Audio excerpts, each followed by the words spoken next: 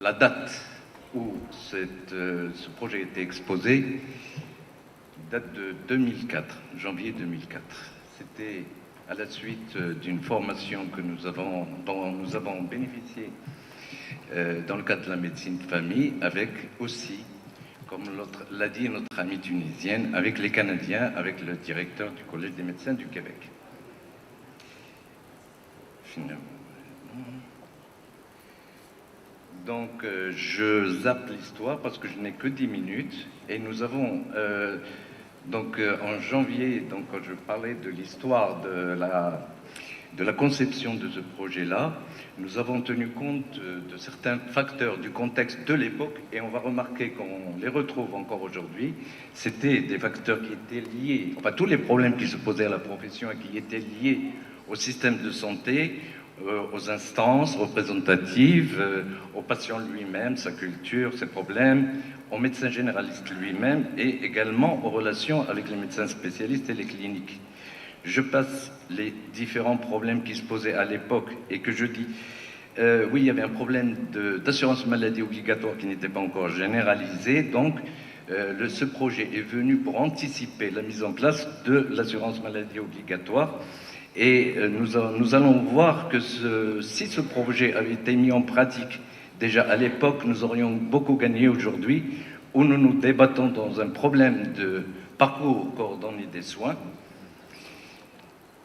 Et voilà le pauvre patient que tout le monde cherche à... Je passe. Alors, devant tous ces problèmes, on se posait la question de ce qu'il fallait faire. Alors, c'était toujours des plaintes devant ces problèmes-là. On n'avait pas de solution, on n'avait pas de vision, on ne savait pas comment faire.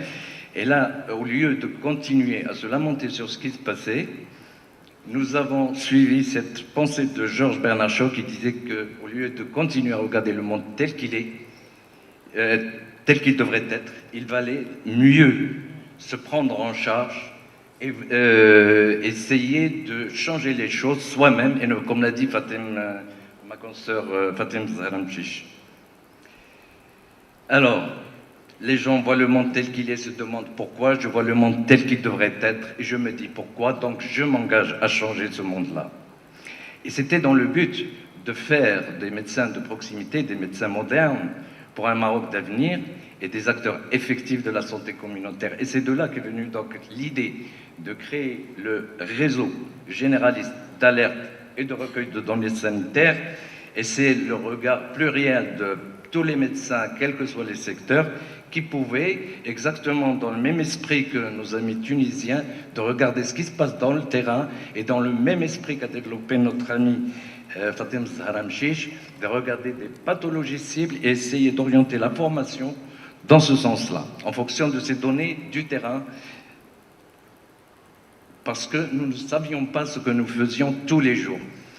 Très peu de médecins utilisent le dossier médical, on ne sait pas ce qu'il y a, et donc il fallait essayer de savoir ce qu'on faisait tous les jours. Je passe sur certaines diapos, et donc il fallait essayer donc de lever le voile sur nos pratiques, de le montrer, de l'évaluer et d'essayer de l'améliorer dans un processus continu. Et c'est au départ, après notre formation en médecine de famille, nous étions engagés à créer des groupes de pairs. Et nous avions imaginé des groupes de pairs dans chaque région du Maroc, où chaque groupe de pairs allait se spécialiser dans une pathologie donnée et centraliser l'information. Donc c'est ça l'esprit du réseau. Alors, je passe sur les groupes de pairs. Je ne sais pas si en Tunisie, vous avez les groupes de pairs également, non ? Est-ce que vous avez des groupes de pairs qui étudient, qui se réunissent entre eux, comme le font les Canadiens? Je ne sais pas si vous avez cette expérience-là. Non. D'accord. Alors, nous avons essayé de tenter cette expérience à travers certaines villes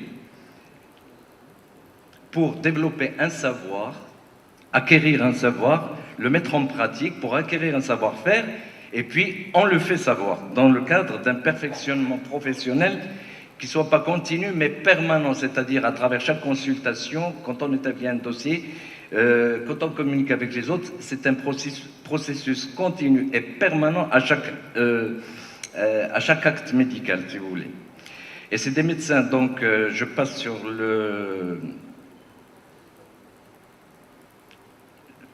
les groupes de pairs.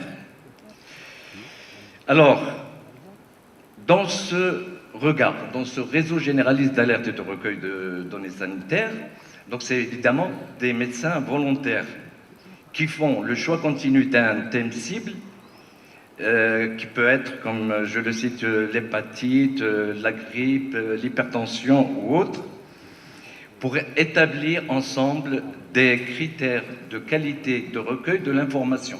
Parce que déclarer les cas, ça n'est pas toujours aisé, il y a des cas difficiles et il faudrait établir des critères pour se mettre d'accord sur le diagnostic, sur comment on va déclarer pour pouvoir avoir des statistiques qui soient plus ou moins correctes. Et les déclarations peuvent se faire soit tous les jours, soit de manière hebdomadaire ou chaque mois, peu importe, pour constituer une banque de données. Et c'est à peu près, je vois que je suis en train de reproduire ce qui s'est dit pour la Tunisie, donc avec des comités de pilotage qui vont centraliser l'information sur un thème donné, par région, comme j'ai dit, sur un thème, par exemple à Tanger, c'est le diabète, à Casablanca, c'est la vaccination, je crois que ça c'est clair. Et il nous faut des analyses statistiques et épidémiologiques des données en fonction des régions, en fonction de l'âge, en fonction du sexe, etc. Et on rend un feedback aux participations pour essayer d'harmoniser la formation continue qui allait en découler. Et bien sûr en transmettant sur le net aujourd'hui ou à travers un bulletin. Donc, pour cela, nous avons besoin de volontaires, et plus il y a de volontaires, plus on a de chances d'approcher la réalité avec des statistiques bien établies.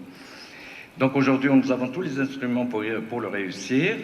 J'en ai parlé, donc il nous faut pas seulement des médecins, il nous faut d'autres collaborateurs, des économistes, des statisticiens, des épidémiologistes, des universitaires bien évidemment. Et pour la revue, il nous faut un comité, bien sûr, de rédaction de la revue. Ça, je vous dis que c'était la vision de l'époque. Alors l'intérêt, c'est le retombé que nous allons avoir ou essayer d'avoir sur ce que j'ai appelé le perfectionnement professionnel permanent de l'époque et qui est le développement professionnel continu ou la formation médicale continue, et qui peut être, disons, une formation scientifique à la carte sur un thème cible. Donc je passe sur l'épidémiologie, l'informatique pour apprendre, pour que les médecins apprennent à envoyer des notions sur l'épidémiologie, l'informatique, etc. Parce que nous avons encore des médecins qui n'utilisent pas l'outil informatique et qu'on ne peut pas peut-être récupérer pour intégrer le réseau Regard. Et aussi pour asseoir l'assurance qualité à travers le groupe de pairs ou maintenant à travers les réseaux sociaux. Pour apprendre la méthodologie de la recherche, je pense que MG Maroc l'a fait un petit peu, constituer une banque de données. La banque de données pourrait servir pour beaucoup de monde, dont essayer de reviser l'enseignement de base et pour les thèses, enfin pour la recherche d'une manière générale, pour créer, pour la formation, comme a dit MG Maroc à travers la voix de sa présidente, la formation de formateurs généralistes et aussi pour créer une intelligence collective.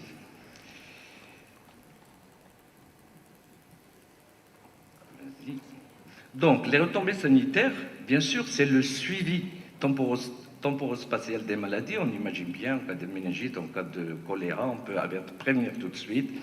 On peut suivre des maladies endémiques, bon, ça c'est clair.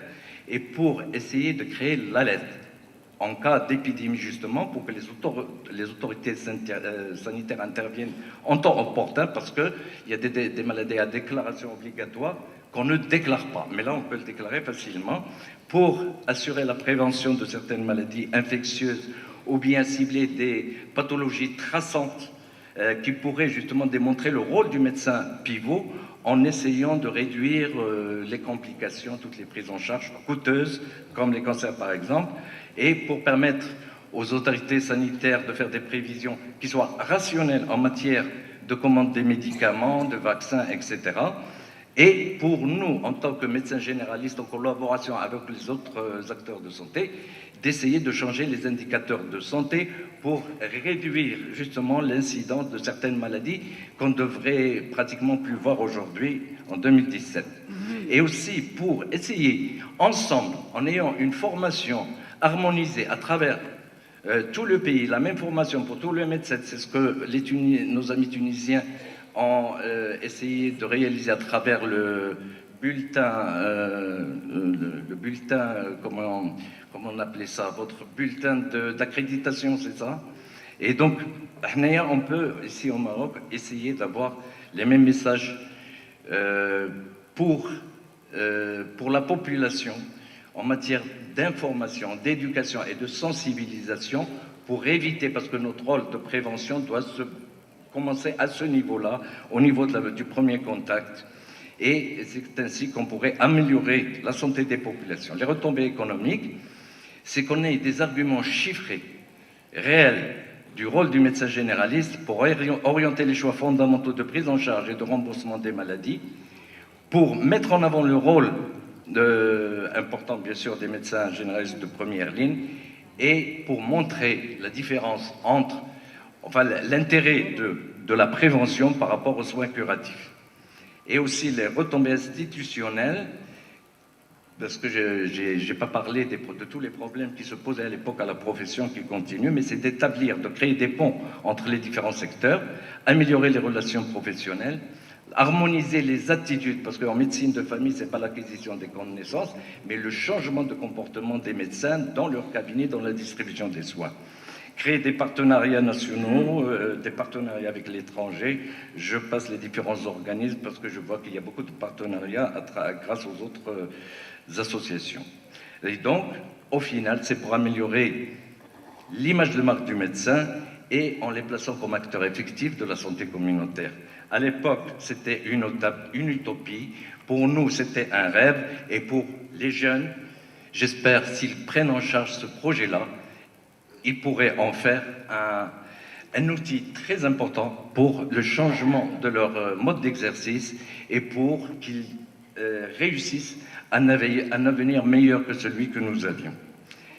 Je pense que là, c'est fini. Je vous remercie de votre attention et je vois que il y a des recoupements entre ce que font nos amis tunisiens, entre ce que font les Canadiens, entre ce que fait MG Maroc. Et j'espère qu'on ira tous ensemble avec toutes les associations, quelle que soit leur appartenance, leurs orientations, qu'on aille dans le même sens.